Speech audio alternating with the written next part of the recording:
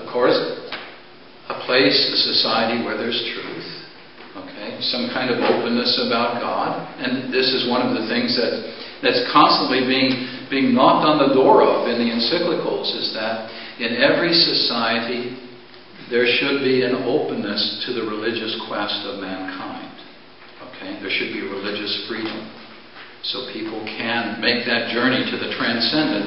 And in a way that says to us all, there's something bigger than the picture of what we do together.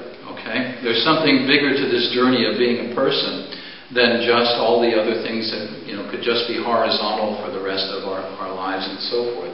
There's a spiritual journey to life, to use the kind of lingo that we'll hear on NPR more than any other kind of thing. You won't use religious anymore those days. Spiritual journey.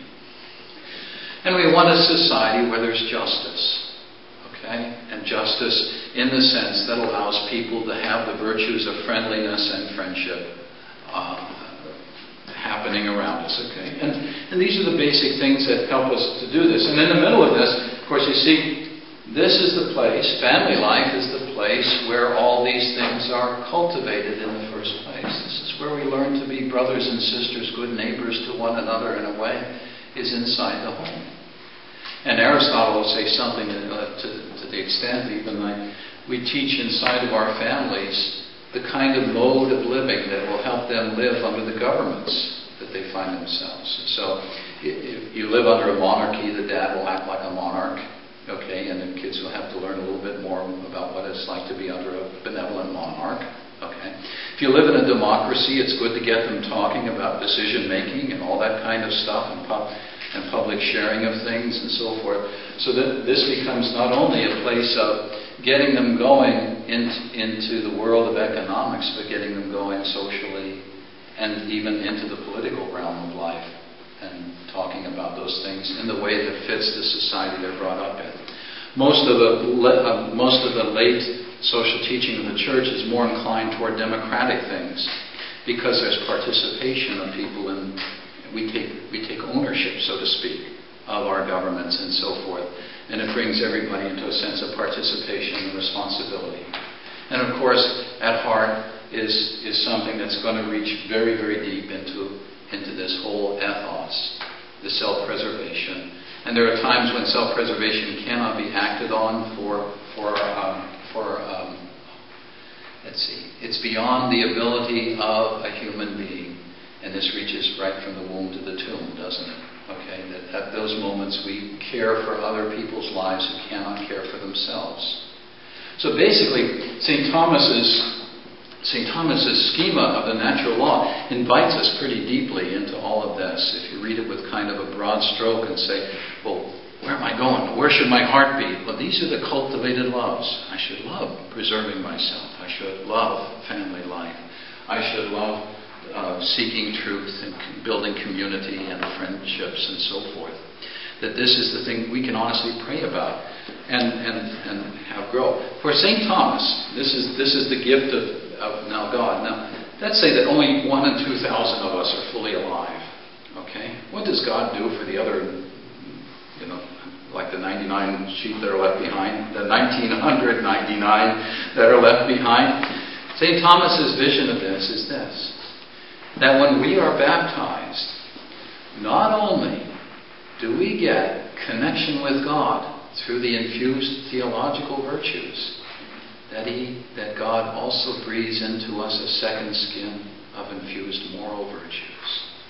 So that as you and I are in proper friendship with God, you and I love God, you and I seek union with God, and all the things that He's given to us to draw in, all the rest of those virtues begin to take shape in our hearts as we grow in the loves that support them. In other words, those moral virtues, the whole realm of moral virtues that God infuses into us, is St. Thomas's teaching, not followed by an awful lot of theologians inside the church right now.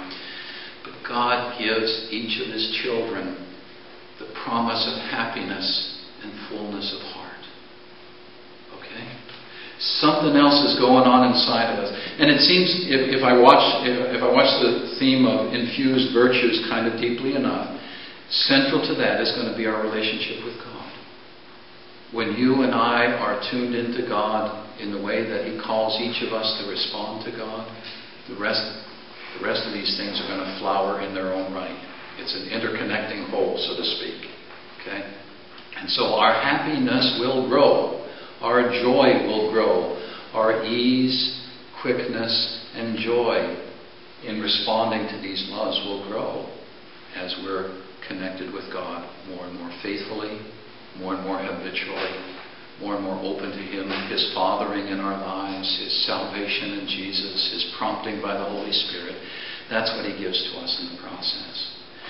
So we can walk out, in a way, St. Thomas is saying, we can walk out in the midst of society and be joyful in building society, respecting our own dignity, and in building our family lives with this connection with God and with nature, in a way, being perfected by grace. That's one of Thomas's big things. Does that make sense? Mm-hmm. Okay? Now, like I said, this is a lot different than, I'm going to steer the car. Okay? That's continence. Virtue has a sense of there's love, there's life, and it's good. Hooray. Okay? And Thomas is one of those people that says, in a certain way, God doesn't make junk.